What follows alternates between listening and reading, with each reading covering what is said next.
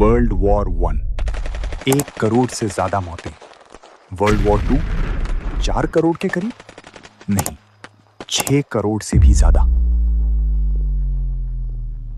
और उसके बाद cold war, Vietnam, Afghanistan, Iraq. लेकिन क्या आपने कभी सोचा ये सारे जीरो किसी के बैंक बैलेंस में भी तो जुड़ रहे थे? सोचो, अगर मैं तुम्हें बोलूं कि वर्ल्ड वॉर सिर्फ देशों के बीच की लड़ाई नहीं थी, बल्कि एक बिजनेस अपॉर्चुनिटी भी थी। एक ऐसी अपॉर्चुनिटी जहां लाखों लोग मर रहे थे और कुछ लोग बिलियनर्स बन रहे थे। ये सुनने में डिस्टर्बिंग लगता है, लेकिन हिस्ट्री के कुछ हिडन लेयर्स इसी तरफ पॉइंट करते हैं। इस वीडियो में हम इमोशनल नैरेटिव नहीं, बल्कि कोल्ड एनालिटिकल ब्रेकडाउन करेंगे। वॉर इकोनॉमी क्या होती है, कौन लोग एक्चुअली प्रॉफिट करते हैं, और क्या वॉर्स कभी कभी इनडायरेक्टली बेनिफिशियल भी होते हैं पावरफुल लोगों के लिए। This is not just history, this is power, psychology and money combined. सबसे पहले एक बेसिक कॉन्सेप्ट समझते हैं, वॉर इकोनॉमी। वॉर इकोनॉमी का मतलब होता है जब एक कंट्री अपनी पूरी इकोनॉमिक सिस्टम को वॉर के लिए शिफ्ट कर देती है। फैक्ट्रीज जो पहले कंज्यूमर गुड्स बना रही थी, वो अब वेपन्स बनाती हैं। गवर्नमेंट स्पेंडिंग मैसिवली इंक्रीज हो जाता है और प्राइवेट कंपनीज को ह्यूज कॉन्ट्रैक्ट्स मिलते हैं। In simple terms, war is equal to massive demand plus unlimited government spending. और जहां इतना पैसा फ्लो हो, वहां प्रॉफिट भी होता है। अब आता है controversial part, war profiteering. People being killed. This includes Cambodia and Thailand.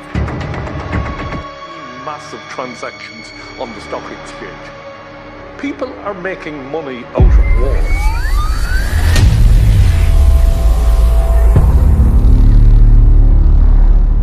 War profiteering का मतलब होता है जब इंडिविजुअल्स या कॉरपोरेशंस वॉर के दौरान एक्सेसिव प्रॉफिट कमाते हैं। हिस्ट्री में ऐसे काफी एग्जांपल्स मिलते हैं। Weapons manufacturers, oil companies, steel industries, banking institutions. World war के टाइम पे कुछ कंपनीज ने अपनी रेवेन्यू मल्टीपल टाइम्स इंक्रीज कर ली थी। ये इलीगल नहीं था, बट एथिकली क्वेश्चनेबल जरूर था। एक सिंपल लॉजिक समझो, जितनी लंबी वॉर उतनी ज्यादा सप्लाई, उतना ज्यादा प्रॉफिट। चलो थोड़ा और डीप एनालाइज करते हैं। Arms industry, weapons, ammunition, tanks, aircraft, सबका प्रोडक्शन बूम पर था। डिमांड इतनी हाई थी कि कंपनीज को प्रैक्टिकली लिमिटलेस ऑर्डर्स मिल रहे थे। Oil industry, war machines run on fuel. Tanks, ships, aircraft, सबको ऑयल चाहिए होता है। इसीलिए ऑयल कंपनीज के प्रॉफिट्स वॉर के दौरान स्पाइक करते हैं। Banking and finance, war cheap नहीं होती। गवर्नमेंट्स को पैसे चाहिए होते हैं, वो बोरो करते हैं, banks enter the game. Loans, interest, bonds, ये सब मिलके एक फाइनेंशियल इकोसिस्टम क्रिएट करते हैं जहां मनी कंटिन्यूअसली सर्कुलेट होता है। वॉर्स सिर्फ फिजिकल बैटलफील्ड पर नहीं लड़ी जाती, वो लोगों के दिमाग में भी लड़ी जाती हैं। फियर एक पावरफुल साइकोलॉजिकल टूल है। फियर से पब्लिक डिसीजंस इन्फ्लुएंस होते हैं। फियर से गवर्नमेंट्स को सपोर्ट मिलता है। फियर से स्पेंडिंग जस्टिफाई होती है। और जब पब्लिक इमोशनली ड्रिवन होती है, तब इकोनॉमिक डिसीजंस रेयरली क्वेश्चन किए जाते हैं। अब एक सेंसिटिव बट इंपॉर्टेंट क्वेश्चन, क्या गवर्नमेंट्स और कॉरपोरेशंस के बीच हिडन कनेक्शंस होते हैं? डायरेक्ट प्रूफ हर केस में नहीं मिलता, लेकिन पैटर्न्स एग्जिस्ट करते हैं। सेम कंपनीज रिपीटेडली कॉन्ट्रैक्ट्स जीतती हैं। वॉर के बाद भी उनका इन्फ्लुएंस कंटिन्यू रहता है। पॉलिसी डिसीजंस कभी-कभी इनडायरेक्टली प्रॉफिट ड्रिवन लगते हैं। इसका मतलब ये नहीं कि वॉर्स डेलिबरेटली स्टार्ट किए जाते हैं फॉर प्रॉफिट, लेकिन ये जरूर है कि वॉर के इकोसिस्टम में कुछ लोग कंसिस्टेंटली बेनिफिट करते हैं। इंपॉर्टेंट पॉइंट, हर वॉर प्रॉफिटेबल नहीं होती सबके लिए।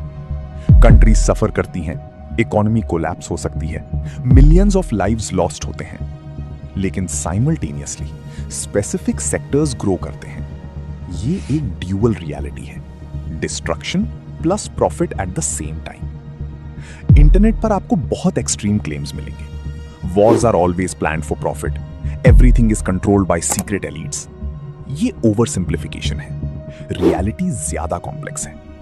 वॉर्स मल्टीपल फैक्टर्स से होते हैं, पॉलिटिकल टेंशंस, रिसोर्सेज, आइडियोलॉजी, और हाँ, इकोनॉमिक इंसेंटिव्स भी एक रोल प्ले करते हैं। But it's never just one reason. क्या वॉर से प्रॉफिट कमाना गलत है? लीगली जरूरी नहीं, मॉरली हाईली डिबेटेबल। कुछ लोग बोलते हैं ये सिस्टम का पार्ट है, कुछ लोग बोलते हैं ये ह्यूमन ट्रेजेडी का एक्सप्लॉयटेशन है, और सच शायद इन दोनों के बीच कहीं है।